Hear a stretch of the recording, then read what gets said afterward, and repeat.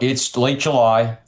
The midterms are on the horizon. Yeah, Everybody is posturing themselves for those midterms. So yeah, that's kind of the dynamic that we're in right now. It's not so much on right. policy. It's about all about November. Brian, I say this to everyone involved. I'm the amateur because I really don't believe money matters. You're going to tell me money matters. Does the Republican ginormous amounts of money matter in the midterms?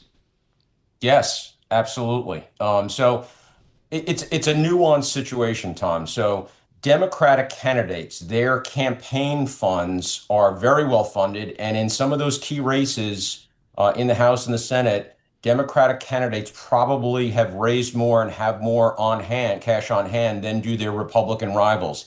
It's at the committee level where the Republican National Committee, DNC on the other side, Republicans have an enormous advantage. And I expect we're going to see a carpet bombing, excuse me, of ads in the fall that could hold down Democratic gains. I think there are going to be Democratic gains. I think they're going to be enough to flip the House. I don't think there's any question about that. But I think what the Republican firepower can mitigate their losses.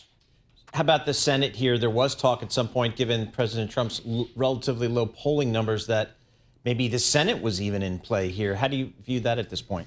I've never been on that side, Paul. I realize that, a couple months ago, you could look at the situation and say that Senate candidates had some momentum, but there were always danger signs on the horizon for Democrats. First of all, they have to sweep the table in order to regain the Senate. They need four seat net gain.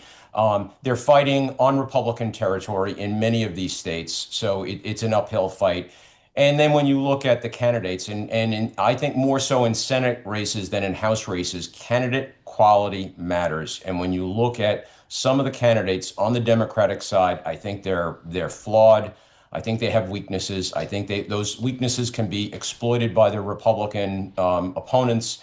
And I've always been on the side that Democrats have a shot at the House, excuse me, at the Senate, but it's not as good as people thought it would be. So then if you have I guess, a Democratic House, a Republican Senate, and a Republican White House, then what happens? We're back to gridlock. I would argue we've been in a form of gridlock ever since the Trump administration started. I mean, Yep. Republicans have very narrow margins in both the House and the Senate. It's very difficult to get anything done. And so we're going to probably go through 2 years of posturing. And I'll go back to the word I used early on, performative, about getting ready for 2028. It's going to be difficult to watch for those of us who observe this for a living. But that's what I think that's the likely outcome of the midterm elections. And maybe, for in terms of, markets, I think we're probably heading to at least to a situation of more likely lengthy government shutdowns. I think last year was just a precursor of what All could be right. on the horizon. This came up yesterday. Somebody, I think in a restaurant, asked me this, Brian. Is President Trump a lame duck yet? Yes and no. I don't think it's a clear-cut answer. Legislatively, yes, I think he's a lame duck. I think it's very difficult for him to get through. Let's look at the SAVE Act, the election integrity bill that he wants so badly. He has limited leverage to get that through Congress. So I think that is a demonstration of the limits that he is now facing. But on the administrative side, on the regulatory side, the courts with their recent rulings give him much wider latitude in running the administrative state within some parameters. There are other rulings that have gone against presidents, not just President Trump, but presidents, the executive branch in general.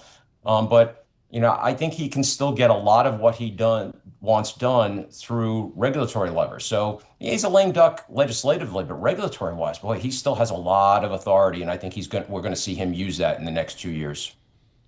So, Brian, what's the next thing we should expect, if anything, from this Congress? Yeah, not a lot, Paul. I think it's trying to get it's dotting the i's and crossing the t's, just the basic stuff. Getting a CR in place by the end of September, continuing resolution, so the government doesn't shut down. One thing I'll be watching, is how this debate over the National Defense Authorization Act plays out. I think it's important, obviously, every year for defense policy, but because of a provision in the Senate bill on stock buybacks with companies doing business with the Pentagon. This is something for markets to watch because it's not limited, as I read it, to just defense contractors. It's any firm that does business with the Pentagon. It's very broad. So any Right. vendor, anybody providing advisory services, so AI, tech, financials, is Congress about to pass legislation that would allow this administration, any administration, to restrict stock buybacks from companies doing business with the government? That is something that is going to be resolved in the fall. This is not something that will be resolved before Labor Day, but it's something I think Right. investors are not watching yet and need to watch.